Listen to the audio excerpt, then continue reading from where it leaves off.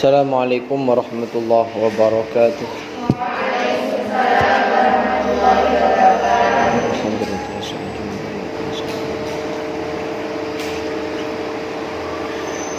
Jamil malaikatul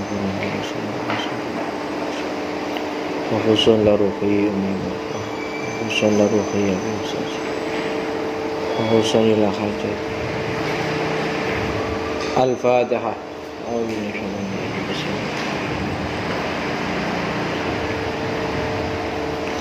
Wa husun ila ruhi muallifi hadzal kitab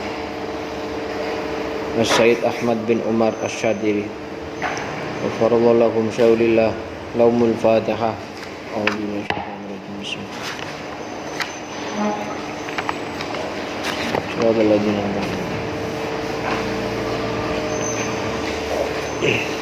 Mari kita lanjutkan. Bismillahirrahmanirrahim. At-taharatu ay hadhihi at-taharah. Utawi kiku bab mertelake sesuci. At-taharatu utawi aran taharah. Lughatan ing dalem bahasa iku an-nadzafatu bersih, wal khulusulan murni, minal adnasi saking piro-piro reget,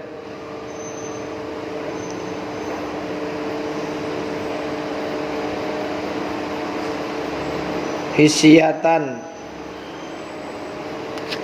iku padha uga bisa den tingali, kanat ono opo adnas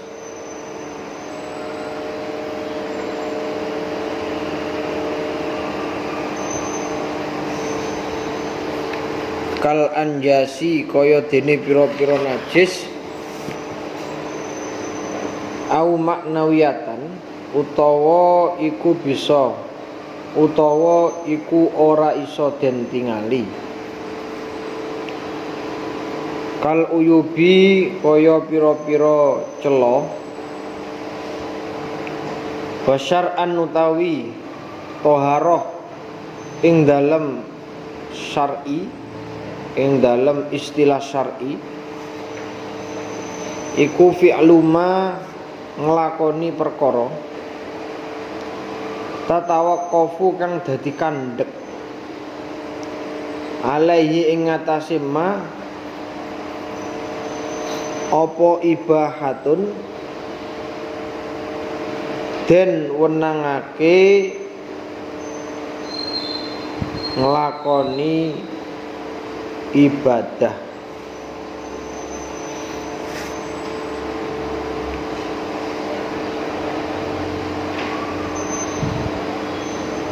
Walau min ba'dil wujuhi, senajan saking sebagiane pira-pira wajah, au sawabun utawa ganjaran, mujarradun kang den sepekake.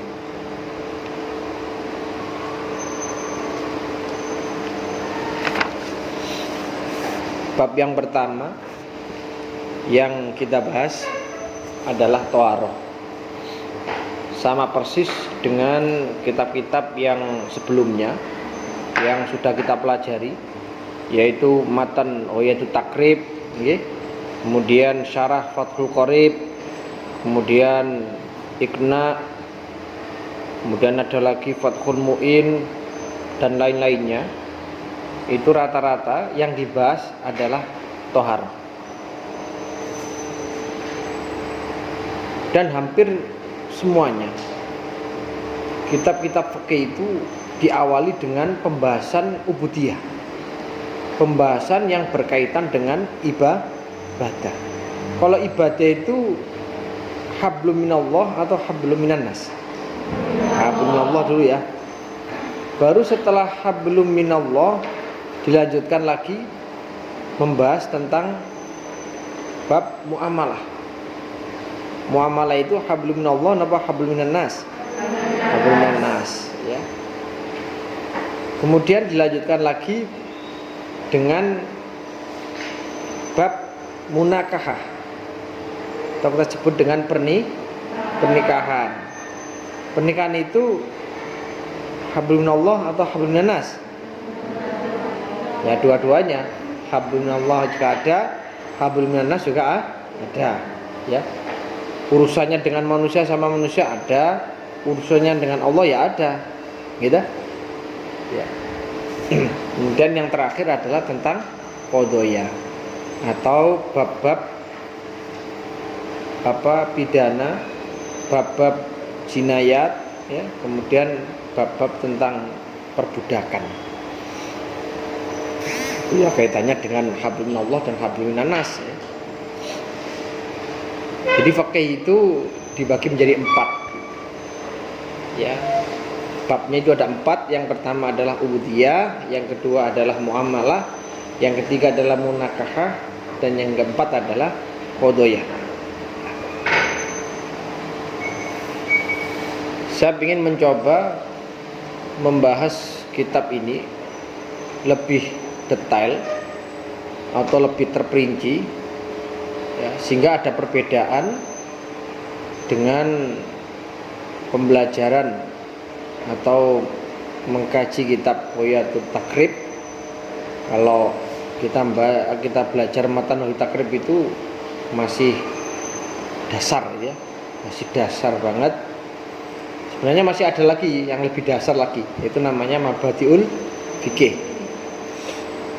Nah, karena ini hampir sama bab-babnya, materinya, ya, hampir sama dengan Ghayatul Taqrib, maka untuk membedakan antara kelas 2 dan kelas 3, jadi pembelajaran ini akan lebih saya detailkan, lebih saya perinci dari keterangannya, ya, dari syarah-syarahnya, supaya khazanah keilmuan kalian itu lebih banyak.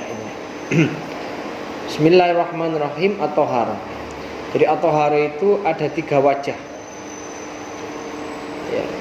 Yang pertama adalah at-Thaharah, yang kedua adalah at-Tuharah, yang ketiga adalah at-Tiharah, ya. Jadi pembacaan lafaz at-Thaharah itu ada 3 wajah.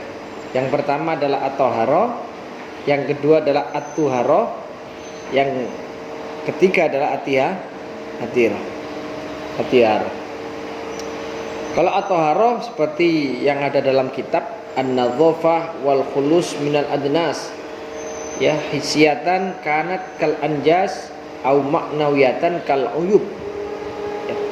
Yang dimaksud thaharah secara bahasa dengan dibaca fathah toknya itu mempunyai arti An-Nadhafah wal Khulus minal Adnas, bersih dari kotoran, ya, bersih dari kotoran. Kotoran ini ihtimal ada 2 maknanya, ya. Jadi kotoran atau adnas, atau bisa kalian maknani al-aqdar. Al-aqdar itu juga sama maknanya, beberapa kotoran. Nah, kotoran di sini ada 2 ihtimal, ada 2 kemungkinan, ya, dan juga mencakup dua-duanya. Yang pertama adalah hisiyah, yang kedua adalah maknawiyah. Kotoran yang bisa kita pegang, kotoran yang bisa kita lihat dan bisa kita rasakan. Seperti apa kotoran yang bisa dilihat, bisa dipegang, bisa dirasakan? Yaitu seperti halnya najis, ya. Najis itu ada berapa? Najis ada 3. Ada najis ainiyah, ada najis hukmiyah, ya. Najis ainiyah yang ada 3.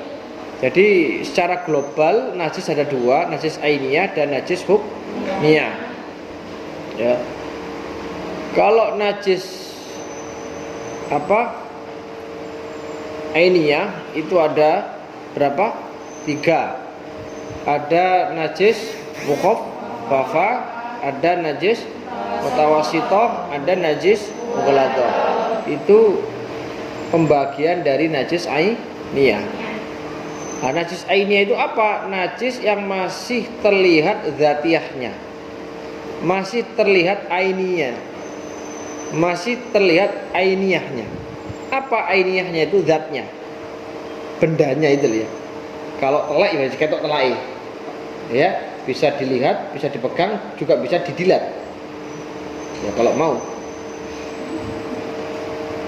Ini namanya najis ainiyah. Kalau najis hukmiyah, najis yang sudah tidak bisa dilihat oleh panca indera. Ya, di bau juga nggak ada, dirasa juga nggak bisa dirasakan. Ya, kemudian dipegang juga tidak ada zatnya. Tetapi tempat itu jelas tempat yang ditempati oleh najis. Saya ulangi, najis hukumnya itu najis yang sudah tidak bisa di panca indera, sudah tidak bisa ditangkap oleh panca indera. Tetapi najis hukumnya itu adalah bekas dari najis yang bertempat di situ, ya, yang belum disucikan. Jadi misalkan begini, ada sebuah lantai yang kena air kencingnya kucing misalkan, itu kan termasuk najis siapa? Mutawasito ya, najis ainiyah. Kemudian kalian nggak kober, nggak sempat mensucikan air kencing itu, sampai berlarut-larut, ya kena angin, kena apalah, akhirnya hilang, tanpa sisa, tanpa bekas sama sekali. Tetapi Anda yakin bahwa tempat itu pernah ditempati najis dan belum disucikan. Itu namanya najis hukmiyah. Ya. Nah, najis hukmiyah ini kaifiyah di dalam mensucikannya ya cukup dengan cara apa? Mengalirkan air. Ya cukup dengan mengalirkan air gitu aja. Ya. Karena sudah tidak ada zatnya. Tetapi najis ainiyah itu adalah najis yang kaifiyah atau cara menyucikannya harus dihilangkan zatnya dulu, harus diambil zatnya. Setelah zatnya diambil, ya kemudian dibasuh dengan air, ya dibasuh dengan air. Setelah itu dicium, dibau. Kalau masih ada rasa-rasa najis, maka harus dibasuh lagi. Ya. Sampai hilang dari 3 sifatnya. Launnya, apa laun itu? Warnanya, ada tokmunnya. Tokmun itu apa? Rasa, kemudian apa? Yang ketiga, bau. Tokmun itu apa? Bau. Terus laun itu sifat warnanya, kemudian kelihatan itu apa? Laun, tokmun, dan apa? Masih ada ingat? Bisa cari sendiri. Oh, jadi 3. Bisa dilihat, bisa dibau, bisa dirasakan atau dipegang. Nah itu kalau baunya sudah tidak ada, sifatnya nggak apa, zatnya tidak ada, kemudian warnanya juga ada, itu berarti suci. Nah, suci. Jadi dihilangkan itu. Tapi bagaimana Ustaz ketika kita mensucikan najis, tapi ada salah satu sifat yang sulit untuk dihilangkan? Misalkan warna. Baju Anda kena darahnya nyamuk, sudah lama sekali ditumpuk, nggak dicuci-cuci, akhirnya kelet. Ya sampai disikat, nggak bisa hilang. Nah itu cukup 2 aja yang harus dihilangkan. Ya kalau sudah warnanya nggak bisa dihilangkan, sudah berusahakan nggak bisa hilang, ya cukup bau dan rasanya sudah nggak ada, beres. Ya kalau masalah warna itu ya bisa dimakfu. Kalau memang sudah diupayakan nggak bisa hilang, itu najis ainiyah. Kemudian yang menjadi permasalahan itu ketika najis ini di tengah-tengah tempat yang lapang, bagaimana cara menyucikannya? Ya kalau misalkan najis itu berada di laula sini, kalau digeruduk sampai saat ini kayak mungkin masih enggak nggak capek. Umpama diguyur, diselang mulai dari pojok-pojok itu mungkin masih nggak capek. Tapi coba kalau Masjid Istiqlal bagaimana? Coba. Atau Masjidil Haram itu bagaimana cara menyucikannya? Itu kan harus butuh trik. Ya, harus butuh pengetahuan. Ya, cara menyucikannya bagaimana biar tidak payah gitu. Ya kalau segini aja mungkin masih nggak capek. Alah, kita guyur, kita basuh dengan air pakai selang. Ya nggak masalah. Ya. Tapi kalau tempatnya itu luas sekali, coba. Sopo sing kuat? Ayo. Mbomono enek arek cilik nguyu ngompol ning ini Masjid Istiqlal. Apa itu diguyang kaki selang. Itu pegel. Ketengere wong gak iso gak tau ngaji. Jadi gini caranya, gampang. Entah itu kencing atau apa kotoran itu diambil dulu. Kalau air kencing diserap dulu dengan kain. Dah. Sedangkan zatnya kan sudah nggak ada ya. Ambil kain lagi. Ambil kain lagi, dituangi. Ini ya, dituangi air, terus diosok-osok. Ganti lagi kainnya atau dicuci dulu kainnya, terserah. Setelah itu dikasih air lagi. Diusek-usek lagi. Ya. Kalau pengen cepet nggak mampu ya, 3 kali dikasih sabun pewangi, kan beres. Nggak usah kodok pelayan nangguni kono-kono. Pengone nggak selang, pegel sikile. Ya, ini bodoh harus tahu cara menyucikan najis yang ada di tempat yang luas. Ya, paham gak? Kemudian najis ainiyah tadi ada 3, ada najis mukhaffafa, ada najis mutawassito, ada najis mughalladha. Najis mukhaffafa itu apa? Najis yang cara penyuciannya cukup dengan apa? Birrosil ma, cukup dengan cara menyipratkan atau memercikkan air. Nah, najis apa ini? Najis yang berasal dari air seninya balita laki-laki yang belum pernah makan kecuali ASI. Beda dengan perempuan. Perempuan walaupun masih bayi, procot lahir, itu air seninya sudah dinamakan mutawassithah. Ya. Walaupun dia itu minumnya ASI saja, makannya ASI saja. Tapi cara penyuciannya itu sama seperti air seninya orang dewasa. Ya. Dan ini sesuai dengan yang disampaikan dalam kitab Bajuri. Bajuri itu syarahnya Fathul Qorib. Kenapa sih antara laki-laki dan perempuan kok dibedakan? Padahal kedua-duanya masih makan ASI atau minum ASI, nggak ada yang lain. Dan setelah diteliti, air seninya balita perempuan dan laki-laki itu ada perbedaan. Perempuan itu lebih lengket daripada laki-laki. Kalau balita laki-laki itu air seninya encer, sehingga cukup dipercikan air sudah beres. Tapi kalau perempuan karena lengket ya harus dibasuh, nggak bisa tidak. Wah itu loh ya, biar tahu Anda. Kalau perempuan, balita perempuan itu harus disucikan seperti menyucikan najisnya orang dewasa atau kotoran-kotoran hewan. Ya. Ini. Tetapi kenyataannya ya banyak balita-balita sekarang itu, apalagi dia melahirkan dengan dengan cara sesar, itu nggak mungkin tidak. Pasti pertama kali dikasih formula. Karena ibunya masih dalam ruangan steril. Pasti anak ini dikasih formula dulu. Nah kalau sudah kemasukan susu formula, ya jelas nggak bisa. Kalau dia kencing ya harus dibasuh seperti air seninya orang dewasa. Ya, paham ya? Kemudian yang kedua adalah najis mutawassithah. Najis mutawassithah itu ya najis yang cara penyuciannya harus dihilangkan zatnya, warnanya, dan baunya, seperti yang saya sampaikan tadi.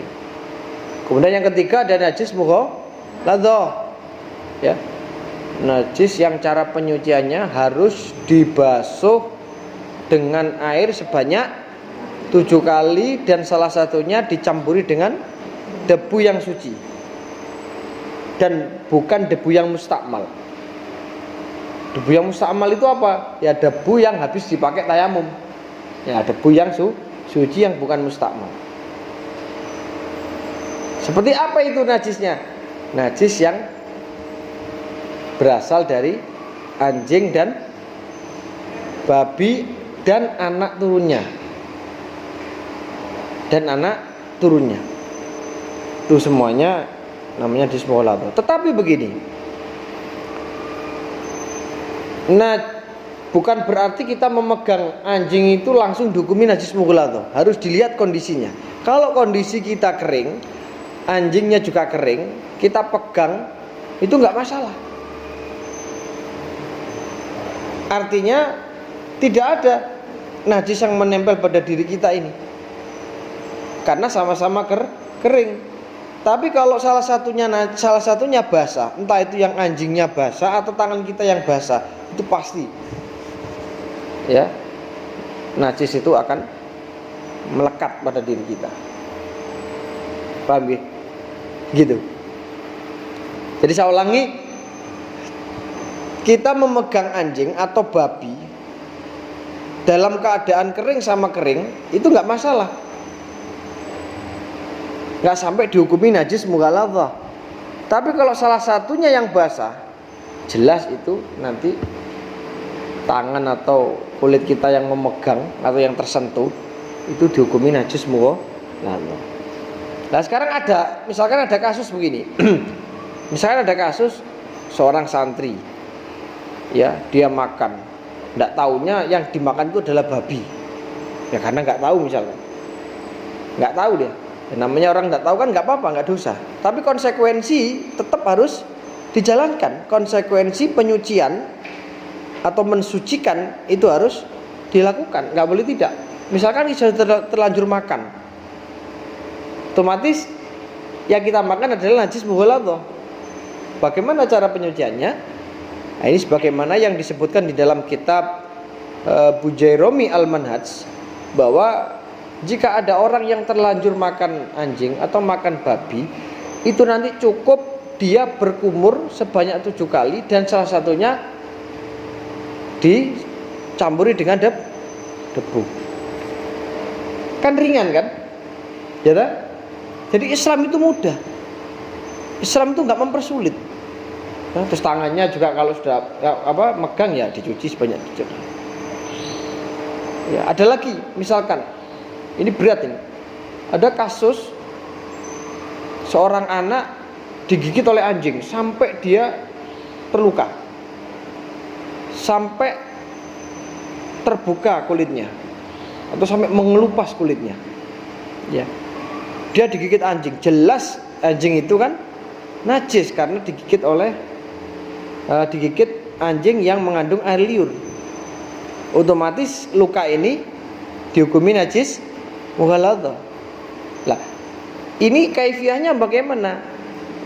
Ya, kaifiahnya itu begini.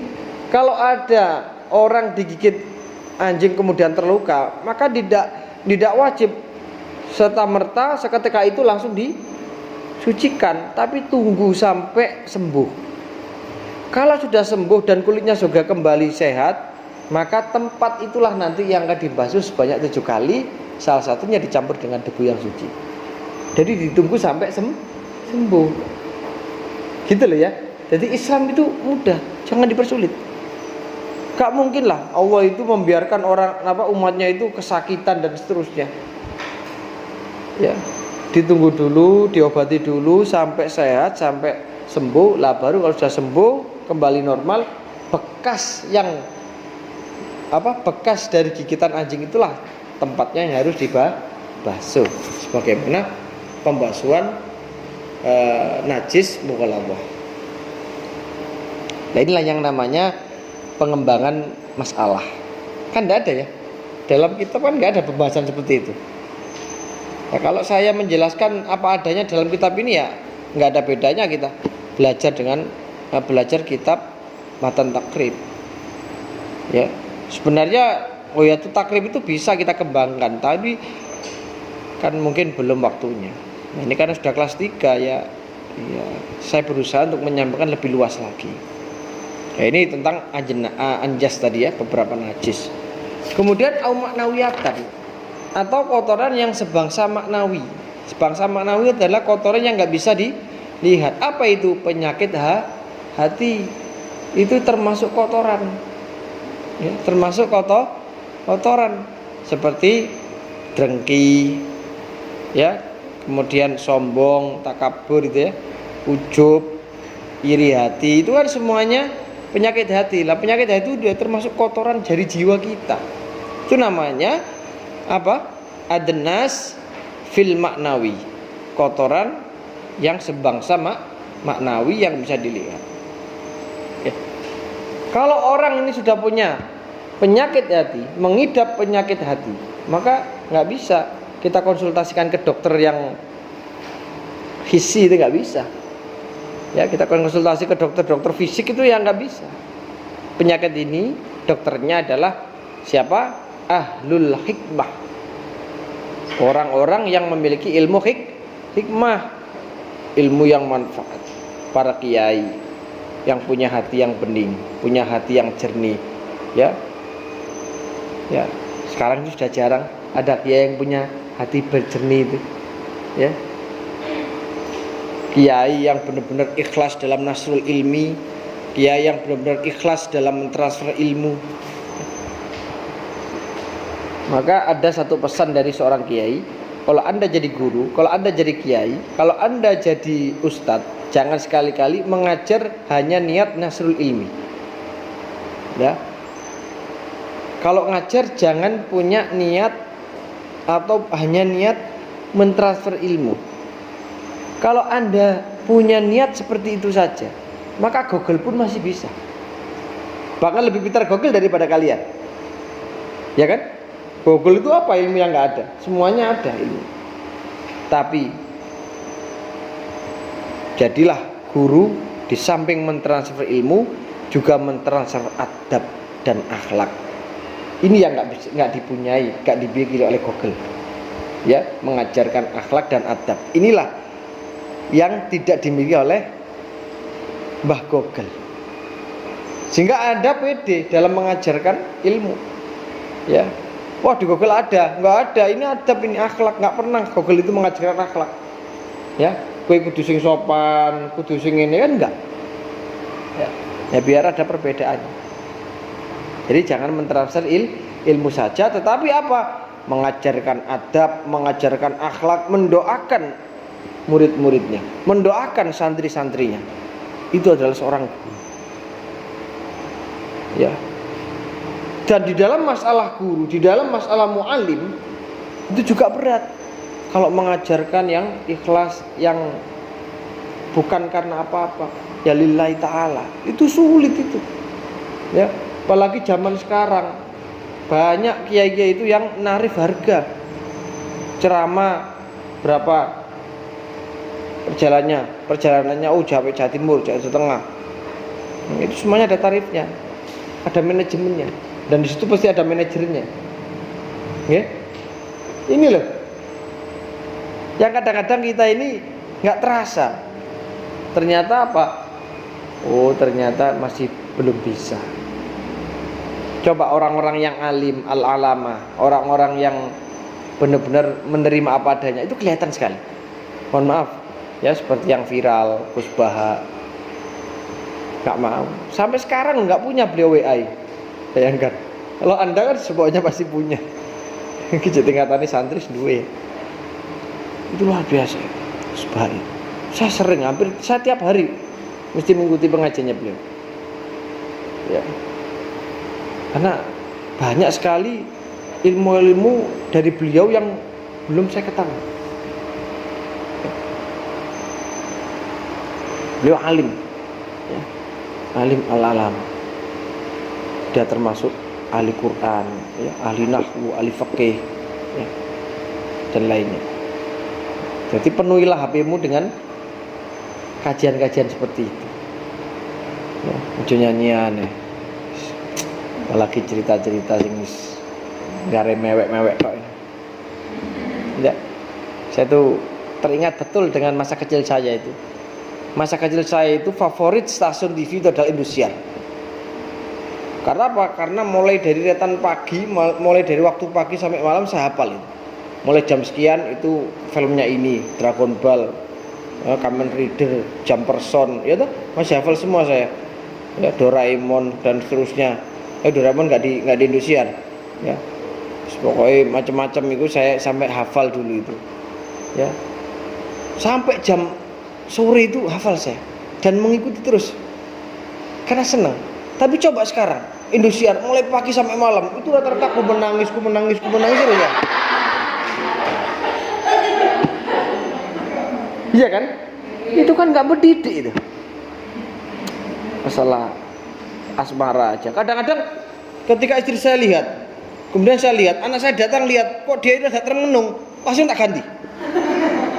Wah, ini pendidikan yang sesat ini, ya, pendidikan yang dolun memudilun ini, sesat dan menyesatkan. Karena yang dilihat itu kan pasti yang direkam dalam memorinya.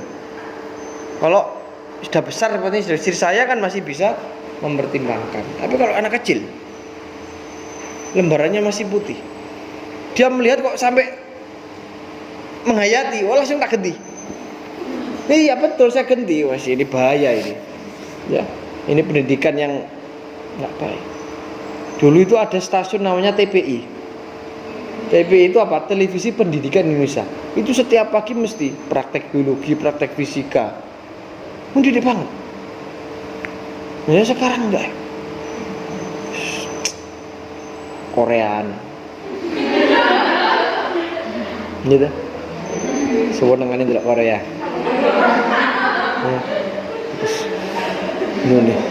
Indonesia aku pokoknya nangis saya. Saya tuh sampai hafal ini deh karakternya nanti ya, jalur ceritanya saya paham. Saya dari awal ini paham. Satu, dia cari istri cantik, kemudian ditinggal selingkuh, ya toh? Setelah tinggal selingkuh, dia cari yang lain, ya. Ternyata istri yang baru itu adalah istri yang jahat, ya, yang mengambil hatinya saja. Ya, itu sudah hafal ya, di luar kepala. Itu real kolbi itu sudah hafal. Ya, setelah itu laki-lakinya merasa dirugikan, ya, dia menangis, tobat, kembali lagi. Ya beres. Indonesia kok jadi menindas. Itu saking nggak punya program itu. Ya, dia takut nggak laku kalau menayangkan pendidikan yang sifatnya mendidik itu, takut nggak laku. Padahal semuanya kita nggak tahu, di depan kita itu kan nggak tahu apa yang direncanakan oleh Allah, itu nggak ada yang tahu. Makanya positif thinking aja, husnudzon dengan Allah. Ya, kalau kita melakukan apa yang diperintahkan oleh Allah, itu pasti akan ada maslahah, manfaat yang kembali pada diri kita ini. Ya, jangan takut ya. Ya. Kalau kita masih meragukan tentang rezeki, bagi kita itu masih ragu dengan Allah, ya kan? Masih ragu dengan Allah. Gusti Allah itu sampun bolak-balik ngendika ten ngene Al-Qur'an, wis aja ragu. Kabeh kita tanggung. Dan itu udah seperti Ustaz pengen TV ku sampai kelaparan ku. Ya pancen ora gelem eker-eker. Lek kewan ku lek lesu sampe ndelok ora eker-eker sih. Mosok kalah karo hewan. Dan di situ nanti Allah akan memberikan rezeki. Ya, jadi Gusti Allah ku senang mangganke rezeki sampean nang ndi-ndi. Lah tinggal sampean goleki. Ngono lho. Paham nggih? Wis cepak-cepak. Dan ini kaitannya dengan penyakit hati tadi, ya. Makanya begini ya, ada makalah begini. Kullu maksiatin anis syahwat fa innahu yurja ghufranuha. Setiap kali maksiat yang didasari atau dimotivasi oleh syahwat, maka kemaksiatan itu masih dimungkinkan dan masih diharapkan pengampunan dari Allah. Tapi wa kullu maksiatin an kibrin fa innahu la yurja ghufranuha. Tapi kalau kemaksiatan itu didasari dari kesombongan, maka jangan sekali-kali mengharapkan pengampunan dari Allah. Kayak sampean maksiat krono syahwat iku isih di sepuro. Tapi kemaksiatan Anda itu karena sombong, karena kesombongan, itu yang sulit untuk mendapatkan ampunan dari Allah. Seperti kasusnya iblis. Iblis itu kan maksiat, durhaka kepada Allah karena kesombongannya. Ya kan? Iblis kowe apa gak gelem sujud? Kula niki lho Gusti luwe apik saka Adam. Dikene sujud nang Adam. Kan mboten masuk akal nih. Mboten logis niku. Niku kula mboten purun wong kula niki diciptakan saking geni, Adam niku saking blethokan. Wis tanah ini kan tidak. Wah akhirnya kan bendu kali Gusti Allah nih. Gusti Allah niki mangkel, murka. Nah, itulah yang akhirnya setan itu nggak akan pernah mendapatkan ampunan. Ya memang kalau kita durhaka maksiat masih karena syahwat kita, ya itu masih ada celah pengampunan Allah kepada kita. Terus banyaklah penyakit hati itu. Sampean bisa merasakan sendiri. Ya sampean gak seneng karo wong ya penyakit hati. Sampean mangkelan ya penyakit hati. Mangane Kanjeng Nabi itu kok saged sih wong gak mangkelan dilokno, didoni, disawat sampai wajane niki ical. Nggih, kali tiyang Thaif niku. Lah karena Kanjeng Nabi niki nalika tasih alit niku pun dibedah, disesar kali malaikat. Dijukui hati-hati sing elek, dijukui sifat-sifat sing madhmumah, dijukui. Sehingga beliau itu basarun lakal basar, ya menungso tapi udah koyok menungso biasa, ya. Kiambe niku padha karo inten sing kumpul karo watu biasa. Padha watune tapi niku intan permata. Wah dhewe niki wis akeh dosa nggih. Wis ngrasani ya kaya bendino. Wis kaya gak iso ilang ngono nggih. Wancene ngrasani ku yo enak kok. Pomene dibumboni ambek kancane sing dijak ngomong tambah suwi. Tambah awet ngoten nggih. Ya sing dikandani iku ya duwe bahan. Wis klop, 2 jam 3 jam gak krasa. Wis duwe hitung dosae karo malaikat 1 3 jam kuwi piro ae. Nggih. Lah niki hati-hati. Pancen usul ning ngene Allah niku nggih angel. Nggih. Usul teng ngene Gusti Allah niku nggih angel tapi yo pancen gede banget nggih manfaate. Nggih. Terus terakhir iku malih pirang baris tok niki pun syarat-syaratnya. Ya, syarat-syarat. Belum saya terangkan at-tuharoh. Tadi kan saya baca ada 3 wajah at-tuharoh. Dengan dibaca dhammah toknya itu adalah ismun li baqiyatil ma. Jadi tuharu itu adalah sesuatu atau air turahan atau air yang habis dipakai bersuci. Itu namanya tuharoh. Ya, sisa bekas dari apa? Toharotun hadas atau tohatun najasah. Jadi air yang habis dipakai bersuci itu namanya apa? Tuhara. Tapi kalau at-tiharo dengan dibaca kasrotoknya itu adalah ismun lima yudhofu ilaih. Jadi nama sesuatu yang disandarkan pada air itu. Seperti apa? Ma'ul wardi, ma'u sidrin, ya, air widoro, air mawar.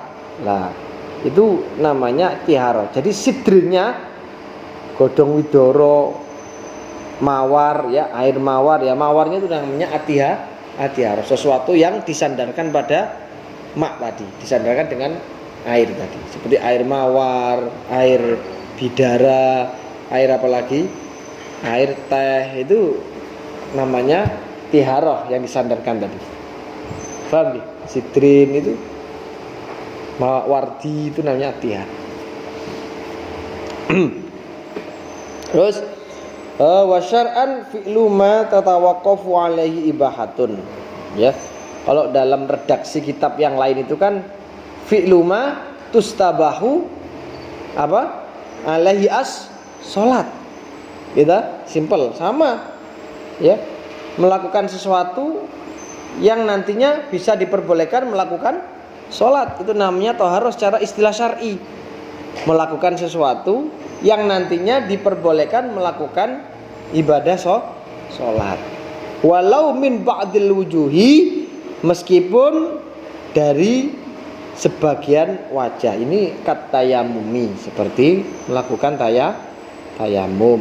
Itu juga termasuk, ya. Tayamum itu termasuk toharo. Au thawabun mujarradun, atau hanya sekedar mendapatkan pahala. Contohnya apa? Kal ghussatis saniyah wassalisah wal wudu al mujaddid. Wal wudu al mujaddad bisa. Wal ghuslu al masnunina. Jadi seperti basuhan yang kedua, basuhan yang ketiga, kemudian memperbarui wudu, mandi-mandi sunnah. Itu kan toharo yang bukan tujuan melakukan ibadah fardu, tetapi hanya mencari tambahan pahala, mencari tambahan ganjaran. Nggak sampai ada tuntutan secara wajib, ya, hanya sekedar sunnah. Itu kan termasuk apa? Termasuk jalbus sawab, hanya ingin menarik pahala, menarik ganjaran, mencari ganjaran. Itu juga termasuk dikatakan toharo. Jadi toharo itu definisinya seperti itu. Kalau dalam redaksi lain fi'lu ma tustabahu alaihi as-salat, tapi kalau di sini fi'lun ma tatawaqqafu alaihi ibadatun, sama, ya, melakukan sesuatu yang nantinya diperbolehkan melakukan suatu ibadah. Wasailu toharo besok aja, ya. Besok aja. Mungkin ada pertanyaan, silakan. Kaitannya dengan toharo, bersuci, silakan. Jadi memang saya sengaja mendesain pembelajaran kitab Al-Yaqutun Nafis itu seperti ini, biar nanti banyak pengetahuan khususnya tentang ilmu fikih itu. Apalagi nanti kita diskusi, malah lebih banyak lagi yang kita dapatkan. Dari kepala sekian banyak ini pasti memiliki banyak pemikiran dan berbeda-beda sekali, ya. Sehingga semakin banyak dialog kita, semakin banyak diskusi kita, itu akan semakin banyak yang kita hasilkan. Makanya di dalam Al-Quran itu kan ada perintah wasyawirhum fil amri, bermusyawarah kalian di dalam suatu masalah. Ya, karena bermusyawarah itu sangat penting sekali. Musyawarah itu apa? KBM atau proses belajar mengajar yang lebih afdol dan lebih baik di antara yang lain. Ya, terbukti di dalam kitab Ta'lim Muta'alim disampaikan al-musyawarah khairum min tikrari syahrin. Musyawarah itu lebih baik, diskusi itu lebih baik daripada belajar sendiri selama 1 bulan. Bayangkan. Ya. Kok bisa seperti itu? Baik, bisa, karena diskusi itu kan dilakukan oleh orang banyak. Dan setiap orang itu punya pemikiran yang berbeda-beda, membawa adat istiadat yang berbeda, membawa tradisi yang berbeda-beda, sehingga ada namanya munadharah. Munadharah itu apa? Perbandingan pendapat atau pertukaran pendapat. Saat di tempat saya itu ada tradisi seperti ini, itu kira-kira bagaimana secara hukum atau secara syar'i? Nah, itu kan bisa ditanyakan. Ya. Ada lagi membawa tradisi dari luar Jawa begini-begini, itu nanti kan imbasnya akan kalian sampaikan di sana. Itu namanya ilmu yang manfaat. Silakan kalau ada yang ditanyakan. Ya. Kalau Anda kepingin punya banyak pertanyaan, saya kasih trik. Jadi sebelum Anda ngaji, itu pelajari. pasti itu akan menemukan kemuskilan. Saya itu rumusnya begitu kalau mau belajar. Dulu kalau saya mau ngaji di pondok itu, malamnya atau Hamin 1 saya pelajari. Ya dari berbagai macam arah. Dari kitab ini, dari kitab ini. Pasti akan muncul beberapa kemuskilan dan itu akan saya catat.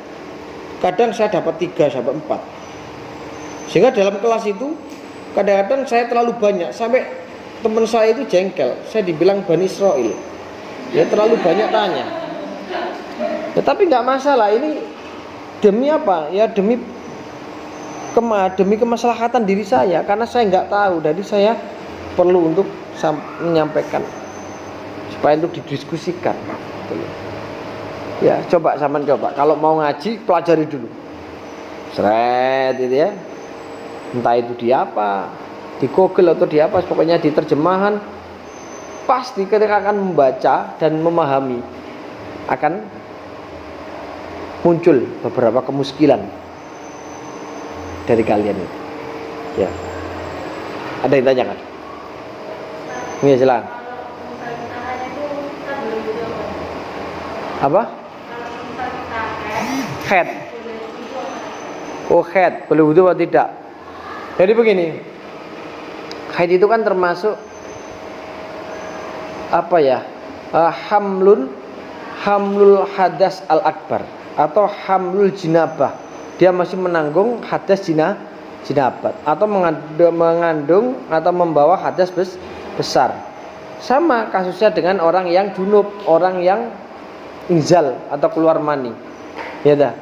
Lah, kita tahu di dalam hadis Bulughul Maram ini agak dewasa sedikit ya pembahasannya.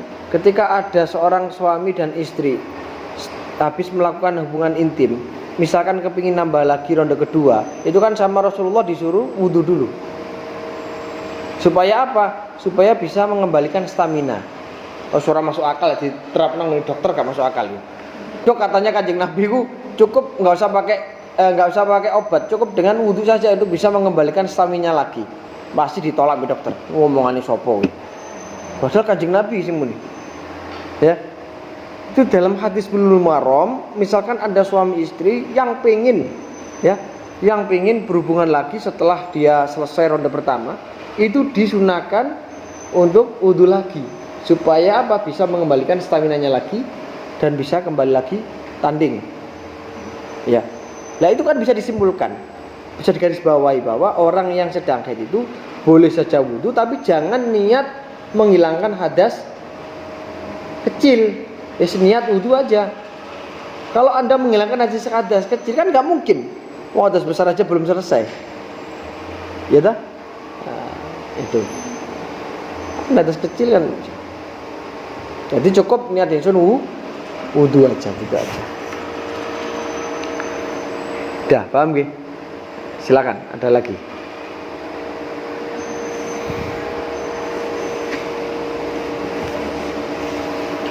Dah, nggak ada. Kalau nggak ada ya kita selesai. Kan enak, gampang. Ya. Tapi sebenarnya saya siap loh, sampai jam 9:30, jam 10 bisa. Misalkan ada diskusi yang banyak. Ya. Sebagai itibar saja. Saya dulu itu sering menjadi orang penyebab pulang terlambat.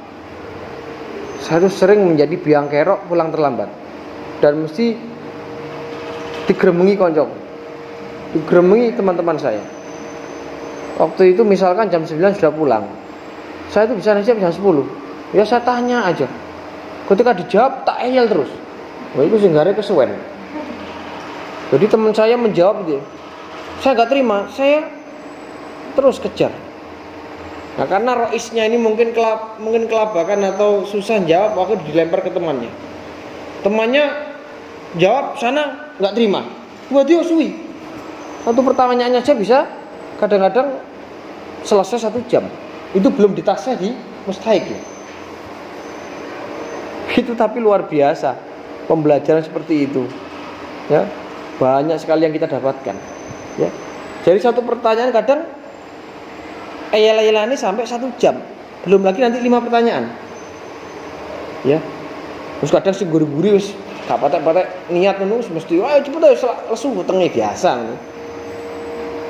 Ya wis metu ngono lesu. Lah, waktu saya ngajar itu kalau sudah alia itu gurunya enteng. Dah tunjuk langsung, misalkan kamu Dil maju, terangkan. Udah, beliaunya keluar sampai pirang-pirang jam, kadang ya 2 jam cakut moro, kadang 1,5 jam cakut moro. Guru selesai ditunggui, dah waktunya sudah hampir habis, duduk ya. Apa yang ditanyakan? Wes sing roe memang takut. Ditanyakan kepada mustahik kadang jadi sangkal. Lho wis gurune iki lho jadi sangkal. Wah, kalau saya itu kurang cocok, Pak. Lah itu kadang-kadang tadi seneng gurunya.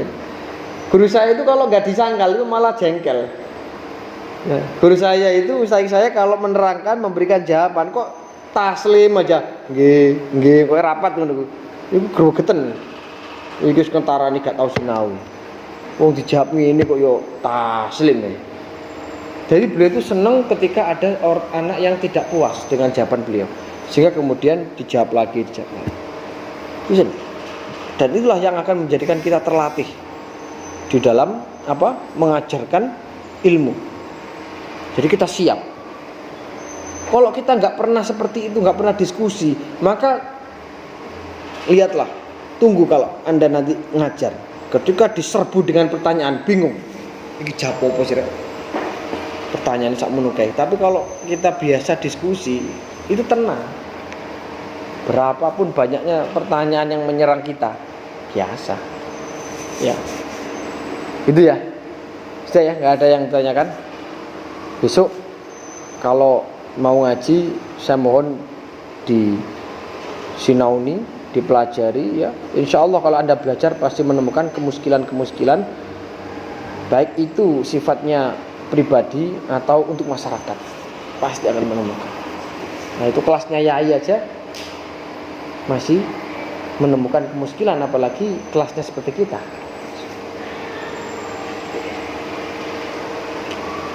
Ya, nah, besok kita lanjutkan pada wasailu thaharah wa maqasidihah. Saya cukup sekian. Mari kita akhiri dengan bacaan suratul Fatihah. Mudah-mudahan ada guna manfaatnya fid dini wad dunya wal akhirah. Al-Fatihah.